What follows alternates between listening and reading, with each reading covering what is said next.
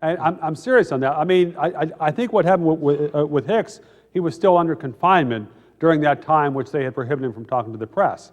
So, I mean, the government, could keep an eye on him real good, I think.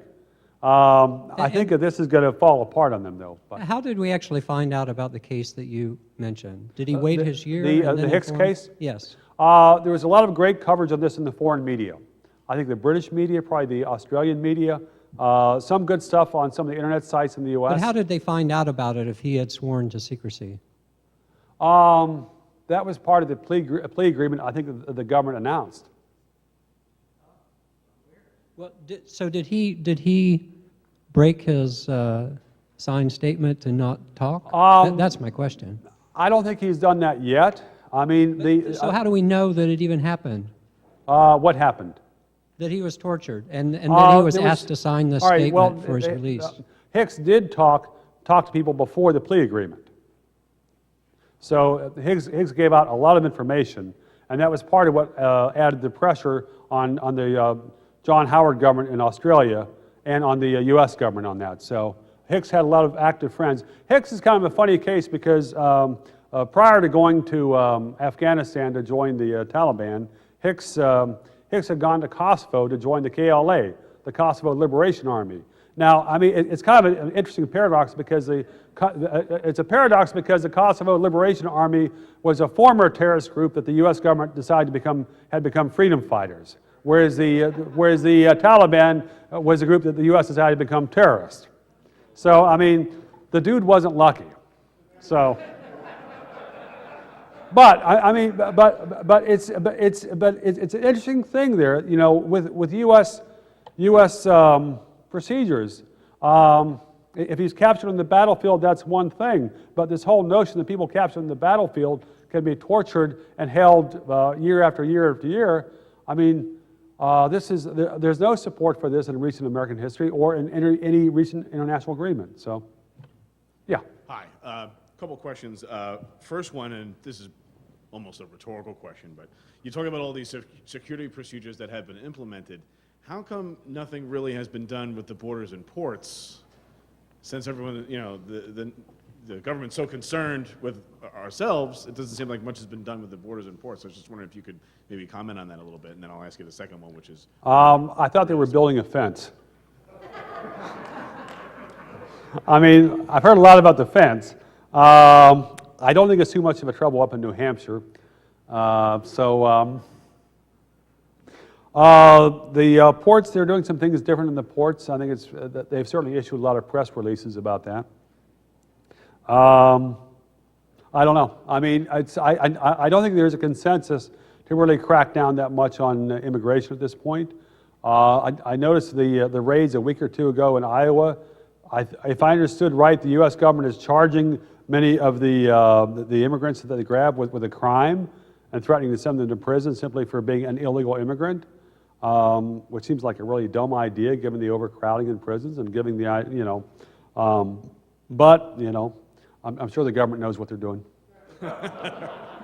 Okay, and the second question, which is a lot more serious, is what kinds of steps have to take place? What kinds of things have to happen for this whole nightmare to start to unravel in a positive way?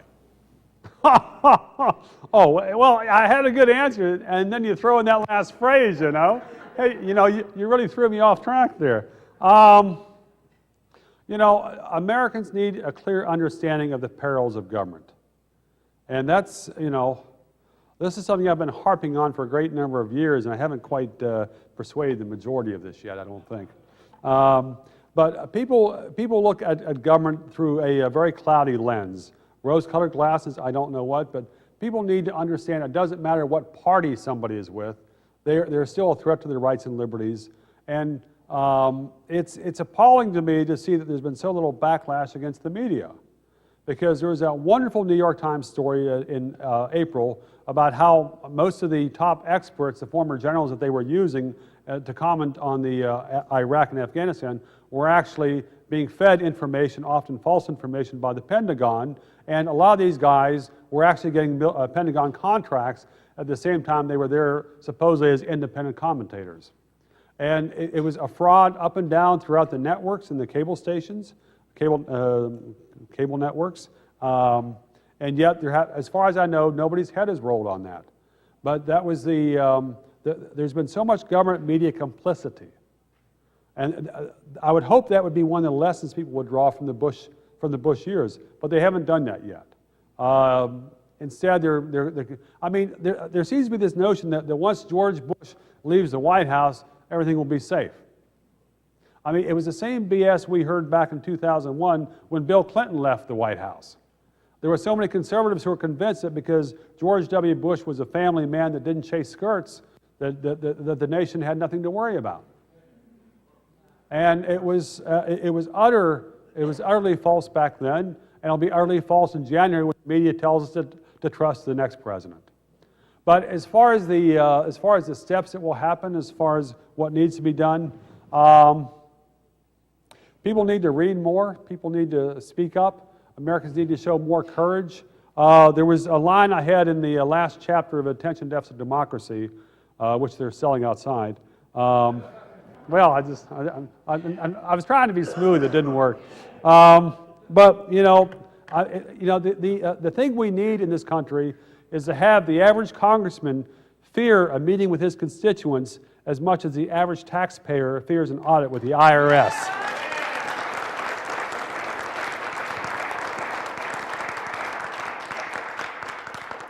And I think there are some places in the U.S. where congressmen do shudder at the thought of meeting their constituents, but very few places. Anger is not a panacea, and it's certainly by itself, if it's not guided, it doesn't really achieve much. But informed anger, and just to make some of these rascals feel Americans' wrath, that would be effective. Thanks. So short of the great unraveling that Brian was just talking about, and political reform and people getting involved and setting things right, what can the average citizen do? I'm not sure this is your department, but what can the average citizen do to protect his email? Is there anything that we can do to just do the best we can to make sure they're not building a database on us, or is it hopeless? Well, don't send emails in Arabic. There are some internet service providers that are a lot better than others, I think, as far as security. There are some that do backflips to make the government happy with them. I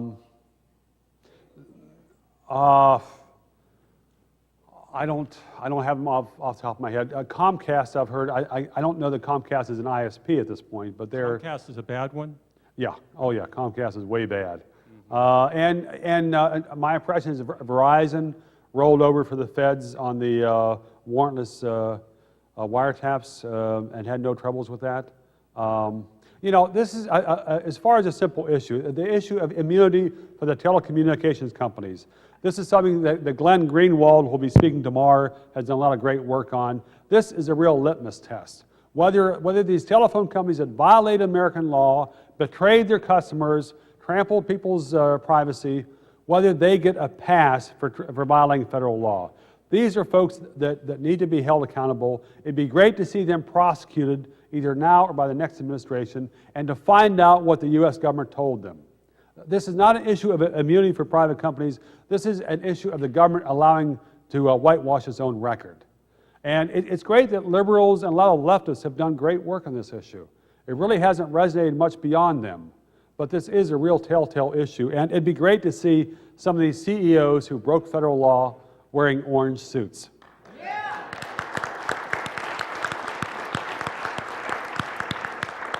Yeah, Gene. Hey, Jim. Hey, Jim. Don't worry, I won't ask you about Freedom of Information Act. I was ready for you this year.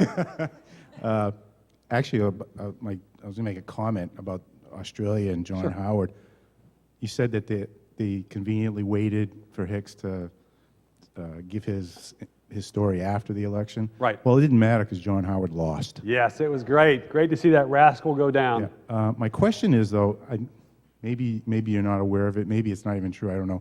I was listening to the great heroic talk show host Charles Goyette